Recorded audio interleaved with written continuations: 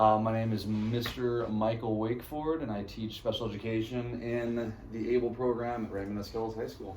Sweet. And the ABLE program is a cross-categorical program for students with intellectual disabilities.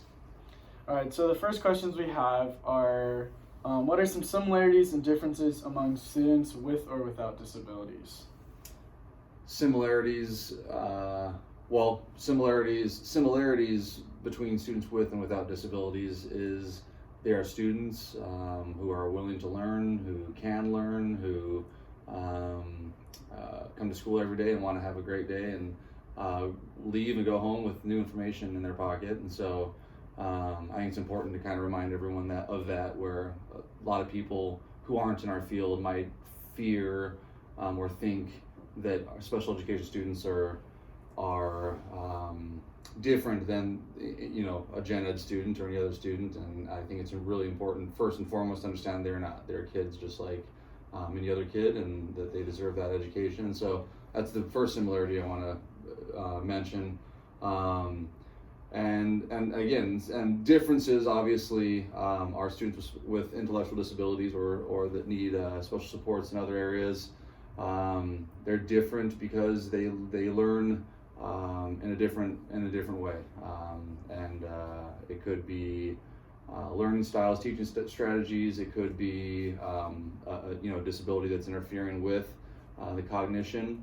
But regardless, I think it's important to focus on the similarities, and I think it's important to focus on the fact that everyone's just here to learn, and some of us take a different set of techniques in order to learn, but I still think ultimately focusing on that similarity is the most important. All right, and then the next question is, what are some characteristics of various disabilities and their educational implications for students at your school? Well, so we have students with specific learning disabilities up to students with intellectual disabilities. We have 80 students in our ABLE program, and our ABLE program that's an acronym for Achieving Beneficial Life Experiences. And so those 80 students in our ABLE program, I think they need certain strategies, techniques, modifications, accommodations in order to access curriculum. And so with that being a cross-categorical program, we have some students who have sensory needs, because of sensory issues, they're unable to access either transitions or certain activities and certain classes because of that. Some of our students need, we have a couple of VI students, visually impaired students, who need, one of our students, we worked with a Visio book this morning with him, reading the article that we were reading, and so he put the article in front of, while this other student in that same class, she does better with enlarged print, he does better with the Visio book. And so just two VI students who were doing the same activity needed, or not needed, but wanted and thought it would be better for them to have two different accommodations even within that one activity. That's how important it is to differentiate and to make sure that all students are getting what they need. And a lot of times I think some people look at, okay, we have VI students here, so it's a one-stop shop. And so if I'm gonna do this for him, I'm gonna do this for her also, the other VI student. And a lot of times it's not the case. A lot of times, even within each category, it's important to individualize and make sure they're getting what they need, because a lot of times I think we just kind of put them in the same box and try to teach them with those same strategies, when a lot of times what works for one student with intellectual disability or a visual impairment doesn't work for the next with the same thing. And so I think just being intentional about how to allow them to access the curriculum, the information that you have for them, and to not make it, and I think a lot of times we do too much to try to make it a bigger deal than it actually is, and I think that scares a lot of people too, in order to even take that first step, when in actuality it's just find a way to get the information that you're presenting to all students, right? Yeah. Does that answer the question? Yeah, it does. That hit it perfect. Okay. And so the next section is, what is an effect that can, what effects can disabilities have on students' academic and social development, attitudes, interests, and values? Everything. I mean, just like any other student coming to school, if they can't access the information, if they can't you know, in a lot, if they aren't able to adapt and connect with their teachers, connect with the education and the information that's being given to them, or that they're receiving, or you know, connect with their environment, that's a huge obstacle for students with disability, and that could be emotional disability, that could be intellectual disability.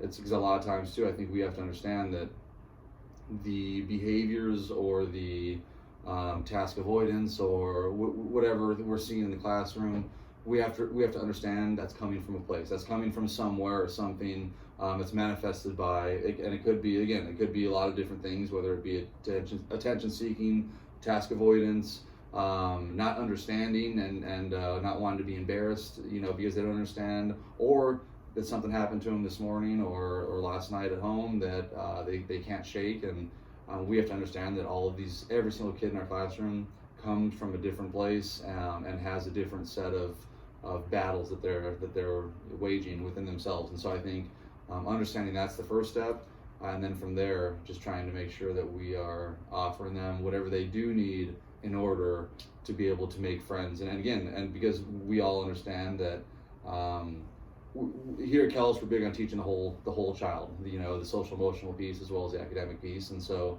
I think in order to, and in my opinion, in order to get to a kid's brain, you have to get to his heart and show them that you care. And so I think that connection is first and foremost, and that's a thing because students respond better, and students are going to be more willing to and able to learn and grow when they feel like they're in a safe spot, when they feel like people around them care about them, and when they feel like their disabilities aren't looked at as a hindrance or an obstacle in their education, but more as we're focusing on the abilities that they bring to the table and understanding that they can produce great work and learn a lot of new things. So. Sweet. And then the next one, in what ways do you address the unique learning needs of students with disabilities in the classroom, including those students with culturally and linguistically diverse backgrounds? Being intentional, kind of like I mentioned in the first question. Being intentional about everything you're doing and understanding that you don't understand everything. I think that's another important thing too with a teacher, where we try to kind of micromanage our world in our classroom and make it perfect, like we were just talking about before the interview started. And I think a lot of times we have to kind of loosen those reins a little bit and understand that, and not by no means am I saying give the class the reins. I'm just saying we have to understand that we don't understand some culturally some things, whether it's whether it's coming from culture, whether it's coming from disability, whether it's coming from a lack of understanding or a lack of a filter sometimes too, that we can't, they're still kids. Kids are still going to be kids. Kids are still going to make mistakes.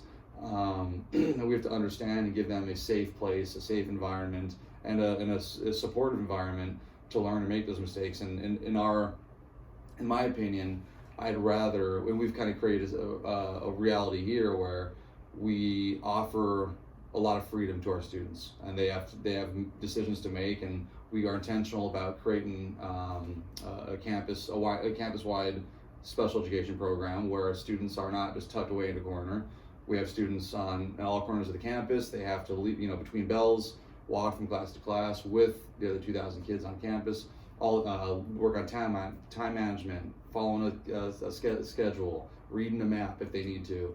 All of these real life skills that they're going to need, doing it in a safe, contained setting like high school, where we can allow them to make mistakes. I think that's important, right? Instead of not giving them those opportunities, going out into the real world and then making those mistakes out in the real world where there isn't that safety net or that structure around them to kind of pick them back up by their bootstraps and use that as a teachable moment, talk about how we can do it better and move forward. I'd rather than make that mistake here where we can do those things. And so I think creating an environment for them where they are given the reins, they have the autonomy to make the decisions that they want to make, and then from there, if it's a good decision, great, and they can reap the organic rewards from it. Or if it's not so great of a decision, then okay, well, you have a support network here to talk to you about it and figure out how we can make it better for you. But I think creating that is important. I think I think it's something that we can all do for our students that goes. It's a simple thing to do that goes a long way. But being intentional and understanding that we don't have all the answers, I think, is what I try to kind of bring to the table when it comes to that. Perfect. And more towards privacy and collaboration part. How do you protect the privacy of students with disabilities, and what are some dilemmas you have experienced with that? So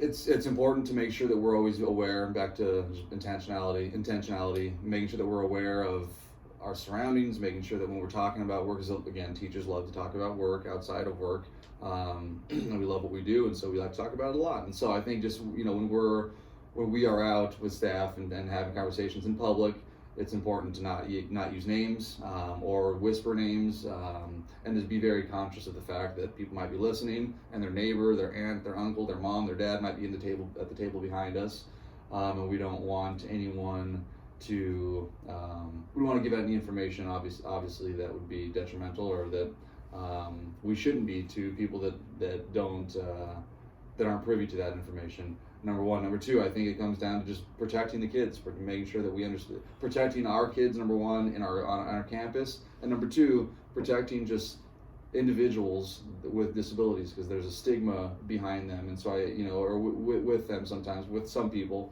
and so I think protecting that and making sure that everyone who works with our kids understands obviously the implications that come with confidentiality and why it's important, but also give them strategies on how to use and how to, for unified sports, for instance, we go through that week-long training with all of our partners, as you know, where we talk about all of these things. We talk about good stories as we talk about things that happen in class. A lot of times we go home to our families, we have dinner at night, and whether it's something good that happened in class or bad that's happened in class, how do we present that in a way that doesn't take away from the respect for our students or one individual student, and that doesn't paint our students in a negative light that ultimately I think can be carried on and as our communities and as society learns how to bring students with disabilities, and individuals for that matter with disabilities, into our communities. I think we need to get rid of that stigma as much as possible. So I'm taking a step further even here, but I think communicating in a way of positivity and talking about our students to other people who aren't necessarily involved with our students, I think is really important, because I think a lot of times we do a disservice when we talk about the bad stuff or have a funny, entertaining story about one of our kids who had an accident or who made a bad decision. I think in turn, as we promote those things and kind of spread that word, I think in turn it could be a disservice to ourselves, to our students, and to all individuals with disability and their advocates, right? And so I think just be intentional, again, back to that word intentionality, about what you're doing, what you're saying, and how it's being perceived too, because a lot of times we obviously are very comfortable with our kids, understanding that and in a mixed group where there's people who might not be comfortable with our students, or haven't had any exposure with our students.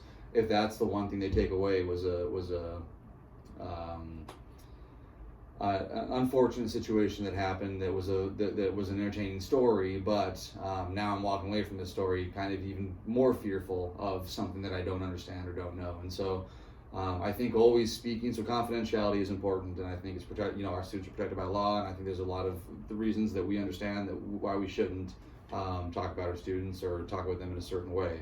On top of that, though, I think again, wanting to create a world that is inclusive, that is understanding, and that is accepting, and again, not tolerant. I don't want a tolerant community. I don't want a community to tolerate our students.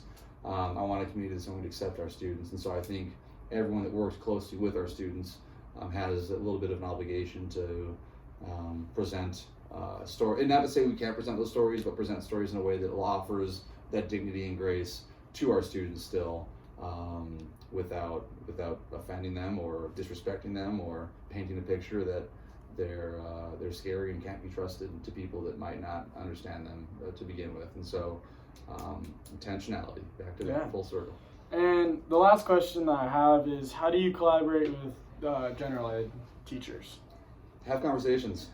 And that's a scary thing too, that special educators sometimes are fearful of, and unfortunately a lot of again, back to individuals that don't understand our students. They're not just out in the community, they're in our classrooms, and not to say anything bad about those teachers, but or those people that don't understand, but a lot of people are hesitant to. A lot of teachers, for instance, are hesitant when they get a class roster. A lot of teachers recognize how many IEPs are on that roster. So I want to say, when you become a teacher, don't be that teacher. Don't look at. I understand you have to. I understand that that's how you plan your classes and everything. But if you're looking at those IEPs and kind of getting that feeling in the pit of your stomach that, oh my gosh, I have way too many IEPs in my classrooms, understand that those kids aren't IEPs. Those kids aren't SPED kids.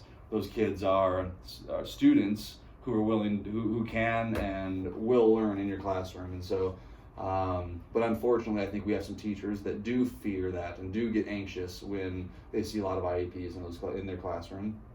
And so, I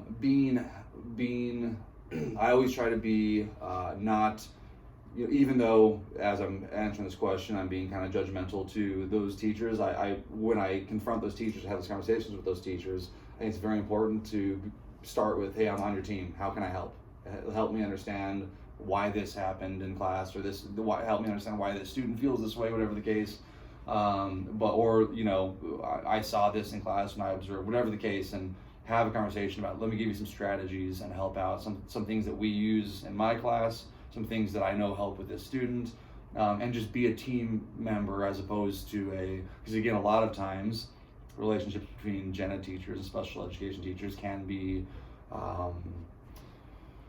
put in question or jeopardized because the gen ed teacher thinks that the special education teacher is trying to tell them how to do their job or tell them how to run their class or tell them. And so I think we have to understand that as special education teachers and come and present ourselves in a way that isn't, pointing the finger and